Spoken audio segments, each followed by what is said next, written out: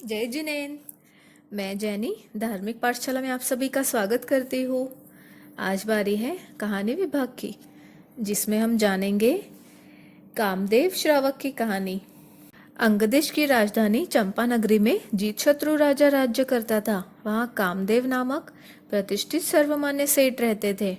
उनकी भद्रा नामक पत्नी थी। उनके छोटे बड़े सुयोग्य पुत्र भी थे।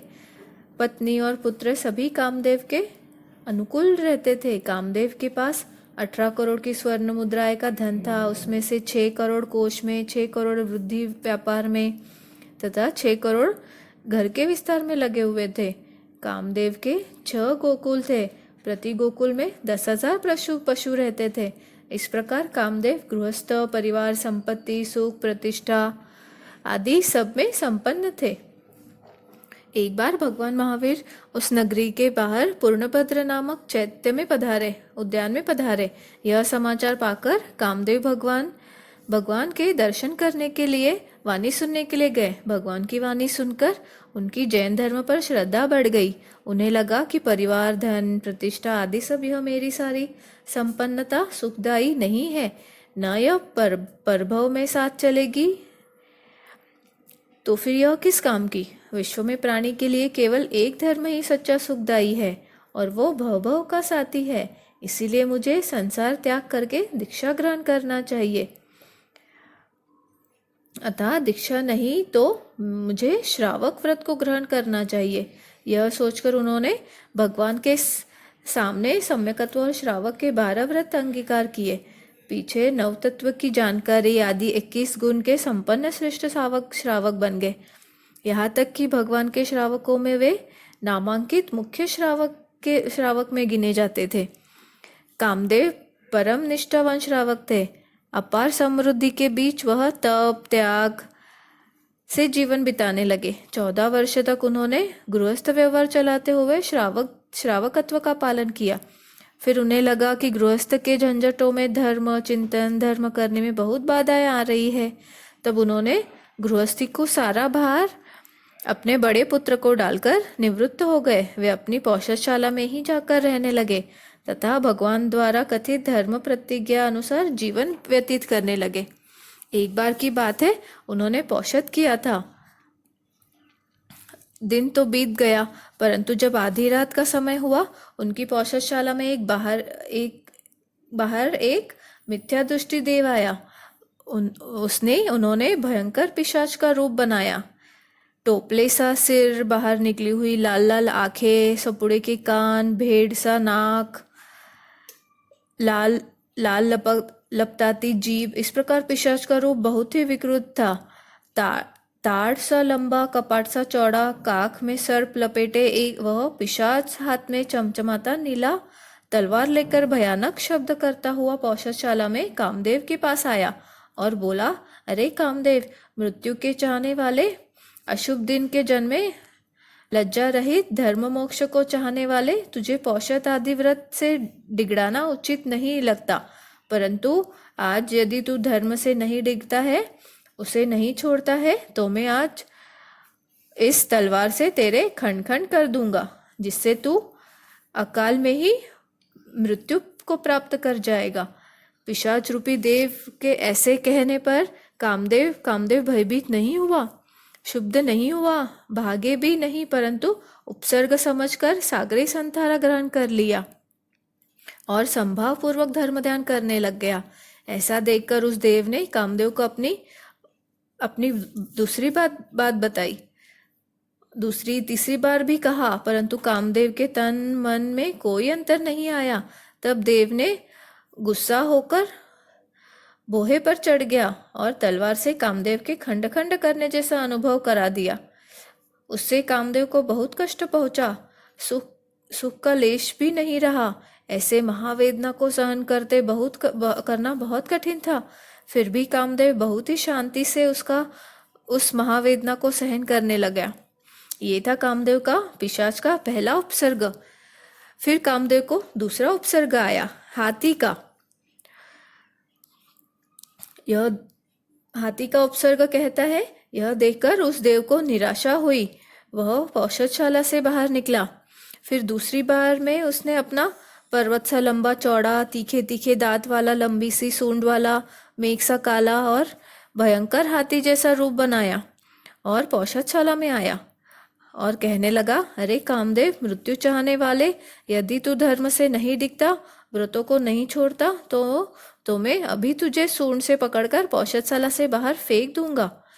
वहां तुझे आकाश में उछालकर फिर तीखे दांतों पर झेलूंगा, फिर भूमि पर डालकर पैरों तले 3 बार तुझे रौंदूंगा, जिससे तू मृत्यु को प्राप्त हो जाएगा।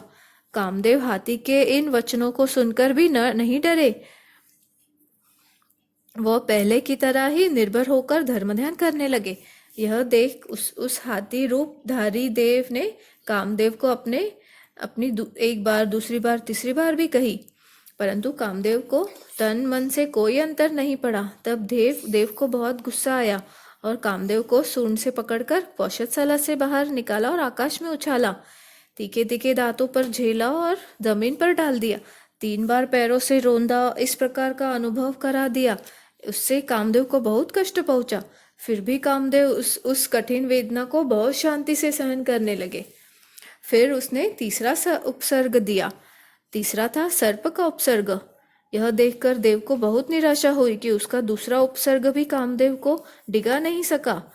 तब वह पौषधशाला से बाहर निकला।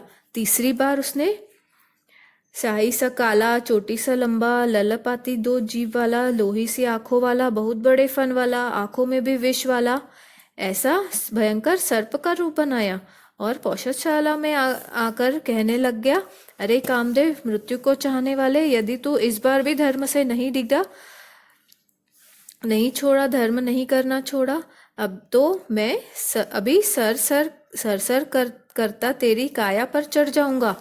पिछली ओर से फांसी के समान 3 बार तेरी गले को लपेटूंगा, फिर विष वाली तीखी दांतों से मैं तेरी हृदय पर दंश दूंगा, जिससे तू अकाल ही मृत्यु को प्राप्त हो जाएगा। कामदेव सर्प के इन वचनों को सुनकर भी पहले के समान निर्भय और निश्चय होकर धर्म ध्यान करने लग गया। यह देखकर सर्प रूपधारी देव ने कामदेव को अपनी बात दूसरी तीसरी बार कही, परंतु कामदेव के तन मन में कोई अंतर नहीं था।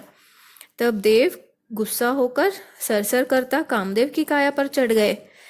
पिछली ओर से फांसी के समान 3 बार लपेटा, फिर विष वाली दाढ़ों से हृदय पर दंश कर दिया। उससे भी कामदेव को बहुत कष्ट हुआ।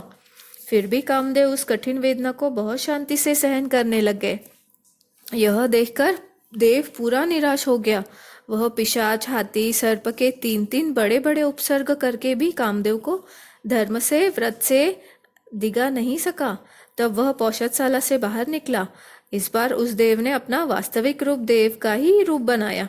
चमकता, सुनहरा, शरीर उज्ज्वल, बहुमूल्य वस्त्र, भांति भांति के कोटि कोटि के तिरहार, आभूषण, 10 दिशाओं से प्रकाशित करने वाला देव रूप दिखाया। उसने पौषधशाला में आकर कहा, प्राण जाए पर प्रण नहीं जाए, देह जाए पर धर्म नहीं जाए।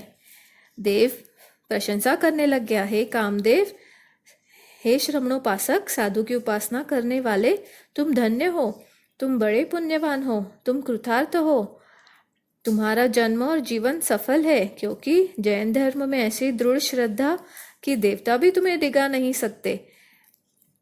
हे देवानुप्रिय, पहले देवलोक के इंद्र अपनी सभा के बीच तुम्हारी प्रशंसा करते हुए कहा था कि कामदेव श्रमणोपासक निग्रंथ प्रवचन में इतने दृढ़ है कि उन्हें देव दानव कोई भी धर्म से डिगा नहीं सकता। धर्म पर दृढ़ता की परीक्षा लेने के लिए यहाँ मैं आया था। 3 बड़े बड़े उपसर्ग देकर अब मैंने आज प्रत्यक्ष ही देख लिया कि आपकी जैन धर्म में कितनी श्रद्धा है। मैंने जो आपको उपसर्ग दिए उसके लिए मैं आपसे बारंबार क्षमा चाहता हूँ। आप मुझे क्षमा करें, आप क्षमा करने योग्य है। अब मैं आपको पुनः कभी उपसर्ग नहीं दूंगा। इस प्रकार उस देव ने कामदेव की प्रशंसा की। उन्हें इंद्र द्वारा की गई प्रशंसा सुनाई। उनको अपने यहाँ आने का और उपसर्ग देने का कारण बताया और वो जहाँ से आए थे वहाँ से चले गए। कामदेव ने अपने उपसर्ग रहित जानकर अपना सागरी संतारा पार लिया। दिन उगने पर उन्होंने अपनी नगरी में भगवान को पधारे हुए जाना, इसलिए वह पौषध पारने के लिए पहले ही भगवान के दर्शन करने वाणी सुनने के लिए गए। भगवान ने सबको पहले धर्मकथा सुनाई। फिर धर्मकथा समाप्त होने पर सबके सामने कामदेव से कहा, क्यों कामदेव, पिछली रात तुम्हें देवता के द्वारा पिशाच, हाथी और सर्प पर 3-3 बार भयंकर उपसर्ग हुए। देवता के आने से लेकर चले जाने तक बीता हुआ वृत्त सब कहानी भगवान ने कहा। कामदेव, क्या यह सच है? कामदेव ने कहा, हाँ भगवान, यह सच है। साधु साध्वियों को शिक्षा। कामदेव के द्वारा हाँ भरने पर भगवान ने बहुत से साधु साध्वियों को संबोधन करके कहा, हे आर्याओं, जब गृहस्थावास में रहने वाला श्रमणोपासक श्रावक भी देव, मनुष्य और तिर्यंच संबंधी उपसर्गों संभाव पूर्वक सहन कर सकता है, धर्म में दृढ़ रह सकता है, तो निगृंथ मुनि को तो और भी अधिक परिश्रम सहन करके तत्पर रहना चाहिए। इसी में मुनि धर्म की शोभा है। भगवान के इन वचनों को सभी श्रम निगृंथ विनय पूर्वक जीवन में उतारने का संकल्प करते हैं। इसके पश्चात कामदेव श्रावक ने भगवान से कुछ प्रश्न किए और उत्तर प्राप्त कर अपनी शंकाएं दूर कर जिज्ञासा पूर्ण कर वंदन नमस्कार करके अपने घर लौट गए। कामदेव श्रावक ने उसके पश्चात और भी अधिक धर्म ध्यान किया। श्रावक की परिमाओं की आराधना की, 20 वर्ष तक श्रावकत्व का पालन किया। अंत में उन्होंने अपने जीवन में जो कोई दोष लगा उसकी आलोचना प्रतिक्रमण करके संथारा ग्रहण किया। 1 मास की अनशन होने पर वे मृत्यु के अवसर पर काल करके पहले देवलोक में देव रूप से देव बन गए। वहां से महाविदेश क्षेत्र में उत्पन्न होकर सम्यक दर्शन, ज्ञान, चारित्र की पूर्ण आराधना करके सिद्ध बुद्ध मुक्त हो गए। धन्य है ऐसे कामदेव श्रावक की धर्म दृढ़ता और व्रत में अडिगता। तो इसी प्रकार हम भी कामदेव श्रावक की तरह धर्म में दृढ़ बनेंगे, इसी आशा के साथ आज के लिए बस इतना ही। अगली पाठशाला में फिर मिलेंगे। तब तक के लिए धर्म ध्यान करें और धार्मिक पाठशाला से जुड़े रहे। जय जिनेंद्र।